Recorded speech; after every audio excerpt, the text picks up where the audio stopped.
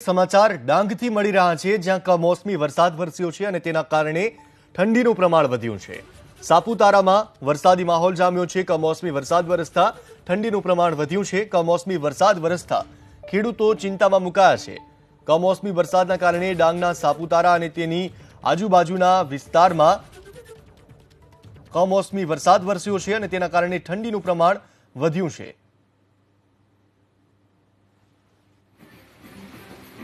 જો કે ખેડૂતો ચિંતામાં મુકાયા છે આ માવઠું પડવાના કારણે, કારણ કે તેમણે જે વાવેતર કર્યું હતું તેના પર આ કમોસમી વરસાદ ખૂબ જ નુકસાનકારક સાબિત થઈ શકે છે, બરબાદીનો વરસાદ સાબિત થઈ શકે છે। હવામાન વિભાગે જે આગાહી કરી હતી અને તેની આગાહીના મુજબ વેસ્ટર્ન ડિસ્ટર્બન્સના આધારે અત્યારે વરસાદ પડી રહ્યો છે। આપ આ દ્રશ્યો જોઈ રહ્યા છો તે સાપુતારાના દ્રશ્યો છે, પર્યટન સ્થળ સાપુતારા, જ્યાં હાલના સમયમાં ખૂબ જ ઠંડીનો માહોલ છે અને બીજી તરફ કમોસમી વરસાદના કારણે ઠંડીનું પ્રમાણ અહીંયા વધ્યું છે।